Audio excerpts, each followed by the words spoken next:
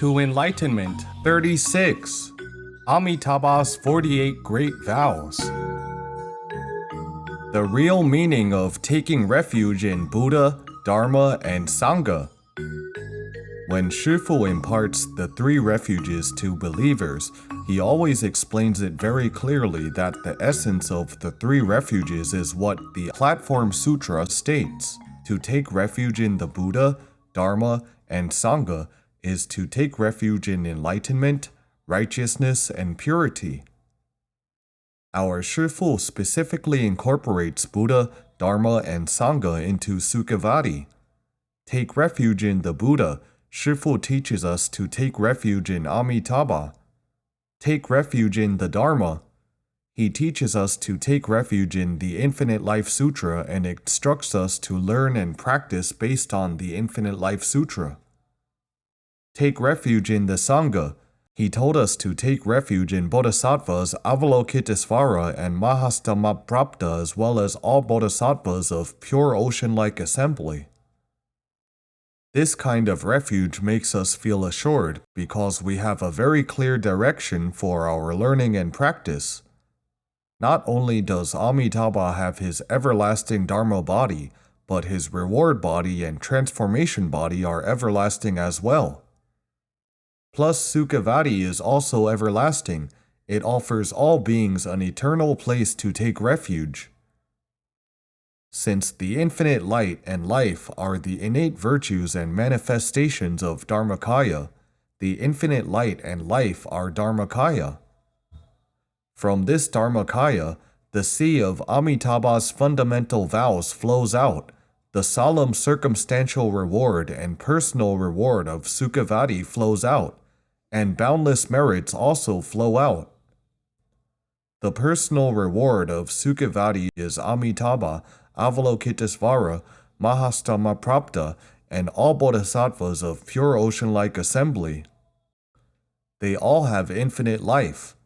The environment of the circumstantial reward, the jeweled pond, the palaces, the flowing water, the jeweled trees, as well as the virtuous wind, flowers, and rain all flow out from the Dharmakaya. They all have infinite light and life. All things in Sukhavati have infinite life. They are everlasting and never cease. This is very different from general worlds. For instance, our Saha world does not flow out from the Dharmakaya. It flows out from polluted seeds that are manifested from the seeds of our alaya consciousness. These seeds in our alaya consciousness are delusional seeds. They are polluted. Sukhavati is not manifested from all beings' alaya consciousness, but from their pure Dharmakaya. The demon of death is horrifying. Many patriarchs who studied the Infinite Life Sutra all agreed that infinite lifespan is the number one merit of Pure Land Buddhism. Think about it. If the gold, agate, and 7 jewels of Sukhavati are all infinite, yet your lifespan is not infinite, that would not work either, because you cannot take them with you when your life meets its end. Even if you are the richest man in the world, you can bring nothing with you when your time is up. Take a look at Apple's founder, one of the richest men in the world, who got cancer and had to go. Didn't he take away nothing in the end? So without infinite lifespan, everything is illusory. It is not yours. That is why the infinite lifespan is the number one merit. Only if you have an infinite lifespan will what you own be real. For this reason, Amitabha vowed to let all beings who are born into his land obtain an infinite lifespan. This infinite lifespan is incalculable kalpas. It is unable to be measured or named. Not only can we enjoy this immeasurable lifespan, most importantly, we are guaranteed to attain Buddhahood in one life. To cultivate in our world is particularly difficult. The fundamental problem is that we must die. This demon of death is most frightening. In general, ordinary people are all afraid of death. For practitioners, though they are not afraid of death, it also becomes a big obstacle for their practice. If you cultivate very well and attain samadhi yet have not revealed your innate wisdom, your skill will be interrupted once you die, because even a bodhisattva will forget their past lives. When you transmigrate to a different body, no matter how well practiced you were in your past life, you have to start all over. And this start all over does not mean that you start to learn from your birth. You probably would grow up 20 years or more before encountering Buddhism and connecting to the skill of your past life. The interruption would have been 20 years. If there is a lot of contamination in your mind during these 20 years, you are doomed. You will regress greatly.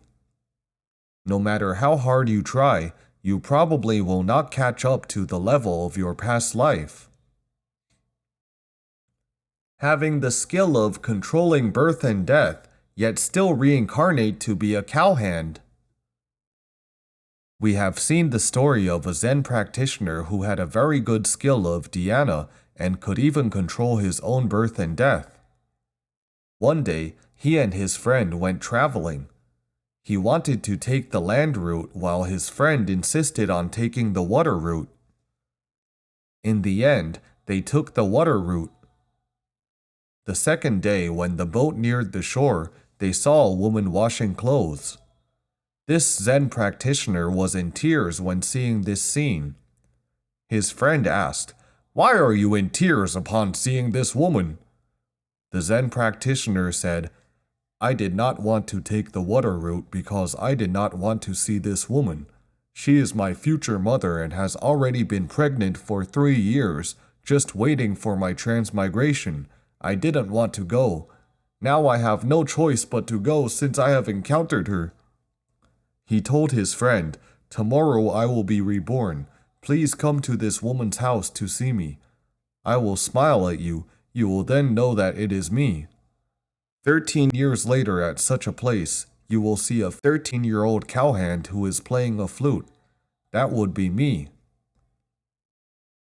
After they made the arrangements, the Zen practitioner entered dhyana and passed away.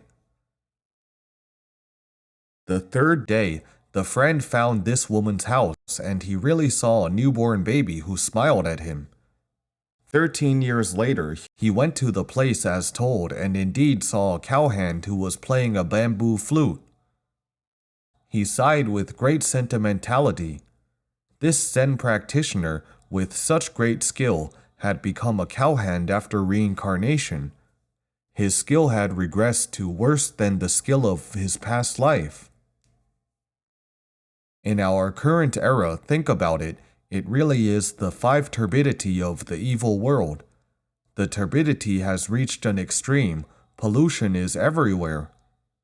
Once the younger generation gets into the internet, it is almost impossible for them not to degenerate, regardless of how well they cultivated in past lives.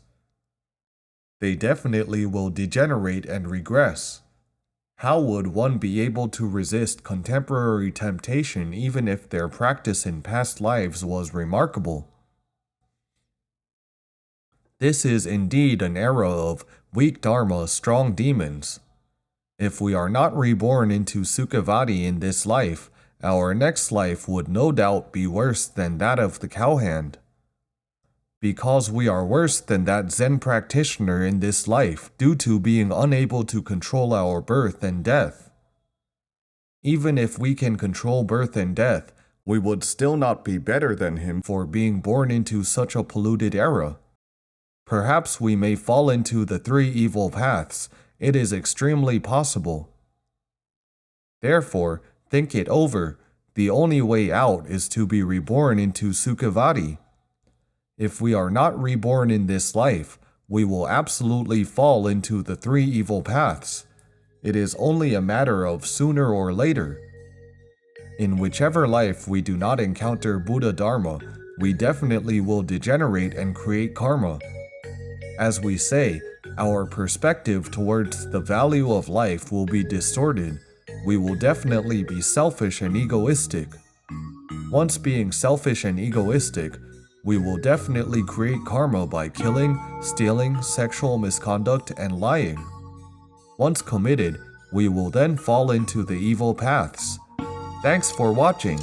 Namo Amitabha.